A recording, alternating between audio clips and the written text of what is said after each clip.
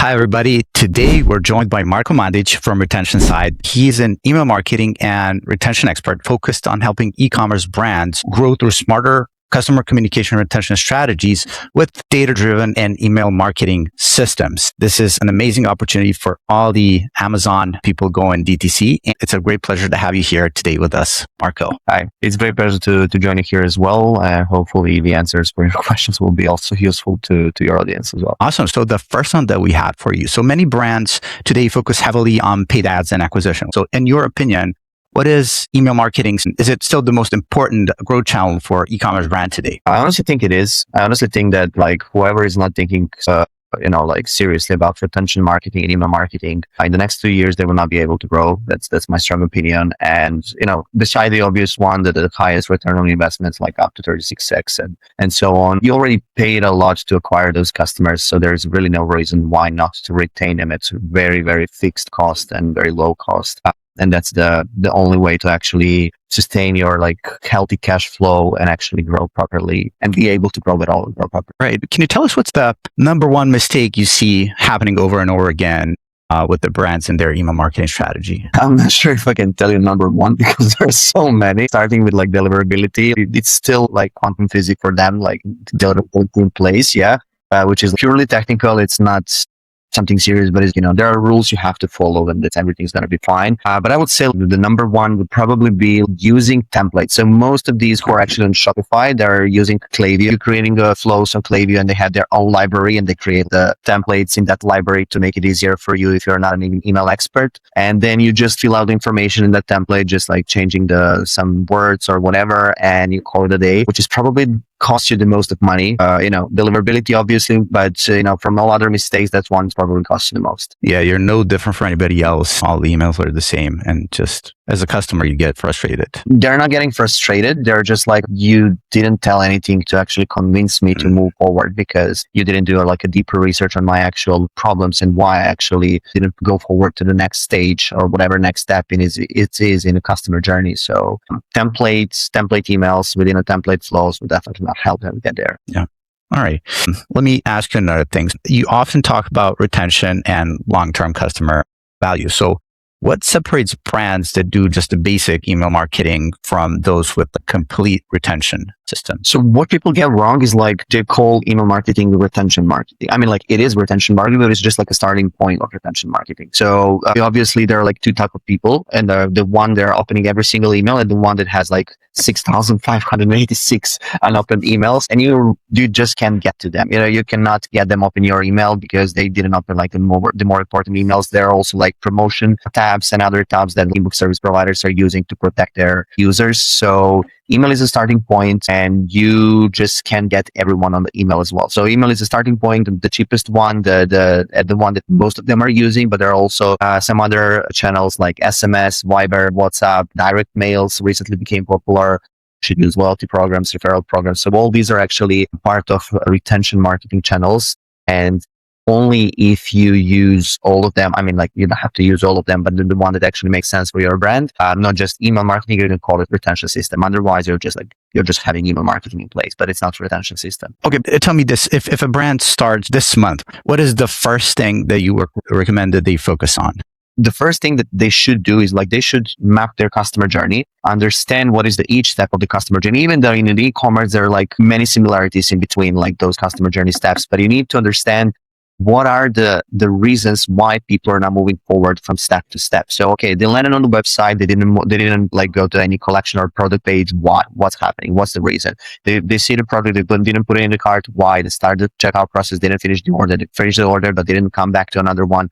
So you need to, ask questions or collect answers from your customer support team, or read your reviews, read the reviews from your competitors, do research, whatever you can do, and actually understand why people are actually not moving forward through that customer journey, and use that information to enrich your flows and actually change them from template flows you found in Klaviyo to the ones that you're actually, when I say personalized, I don't mean personalized hey Dusan instead of hey, that's not personalization anymore. That was a thing maybe 10 years ago. But if I understand it's most probably you drop off this step in the customer journey because there were some issues on the checkout page. We're not clear with the shipping, or shipping is too much, or the product costs too much, whatever it is. Once you understand this, it will be much easier for you to actually get much better results from email marketing and retention. Awesome. Another topic is coming by very often now, and people don't really understand what it is. So could you explain what is zero-party data for all of us that might not?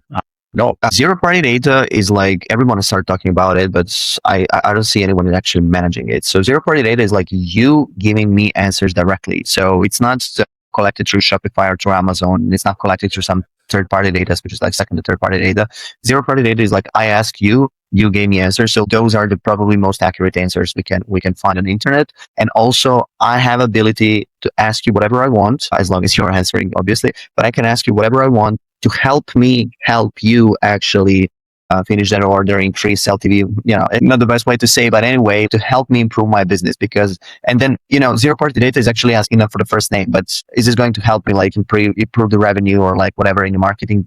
Probably not. But if I ask you, like, if we're in the skincare business, let's say, and I can ask you, like, what's your skin type? What skin issues do you have? What you try to solve? We are in nutrition. We can ask, what's your main goal? Do you want to bulk? You want to cut? You want to do this? You want to do that? If you understand these answers and then you start managing the data. So not you're just collecting it and you will say, okay, cool. 70% of people actually want to bulk, or let's say we're like in supplements, nutrition, like whatever.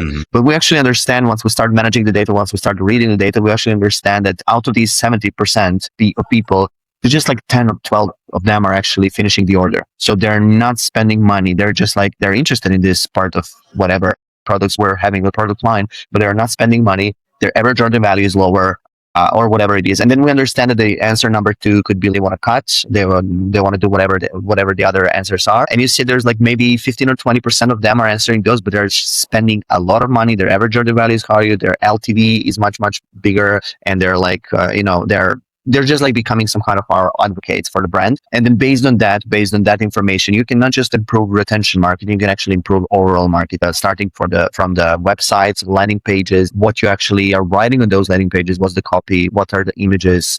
Also on the traffic acquisition side, is it paid traffic or organic? You can also like understand if you want to position the traditional SEO for some specific keywords. You can you never want to silo out the information. So you can actually like improve overall business if you start collecting, but you just need to understand like what exactly you want to ask. It's not just like some stupid questions. You need to really think about like what can be actually helpful for me to improve my brand. Yeah, and I know you showed me your zero-party data question bank, and we'll be sharing the link after the interview.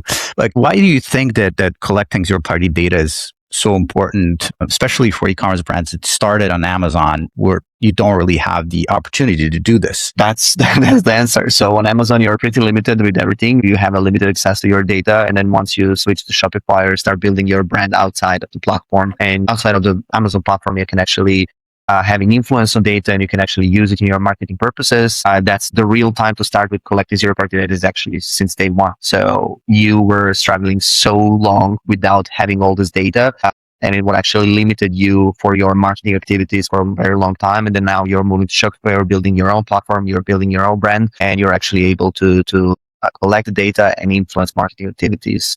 Just one more question. People might misunderstand what zero-party is versus first-party data. Could you explain the difference briefly? So pretty much first-party data is you purchase on Shopify and we got your name, we got your address, we got your phone number, we got what products you purchased, some things like that. And that's first-party data. So it's like directly from your platform sending information to your CRM or wherever you're using. But the zero-party data is you directly. So it's not Shopify that collected that data through the purchase or whatever activities you had on a website, or you visited specific pages, you put specific pages in a cart. Zero-party data is through some surveys, form, quizzes, or whatever. I'm asking you, you're actually dedicating a specific amount of time to answer those questions that we have, and you're directly giving me the answer, and I will be able to use those answers because I have consent.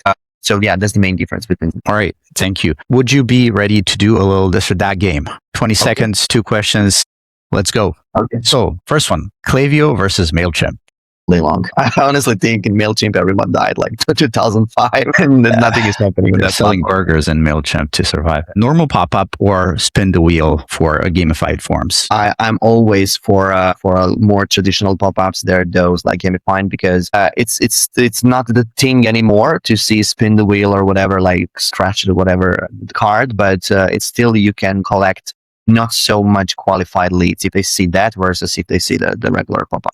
And one more, plain text emails versus heavily designed emails. 50-50, definitely. The plain text emails works very well if you are a person behind a brand. So let's say you are in a skincare and then you have some influencers that actually create that brand and people actually know you before you created the brand. So you can actually send the emails. You can use your voice to send the plain text emails and it will work very, very well. But if you're sending, like, hey, here's Sophie from customer support and then blah, blah, blah, blah, blah, that's not going to do much, So you actually need someone with authority to send those emails. And trust me, still many people don't understand the email automation and they will be like answering. Yeah, if you start the email like, hey, Dusan, what's up? Many people will answer like, hey, I'm very good. Thanks for asking. What's up with you? Like, those things will happen.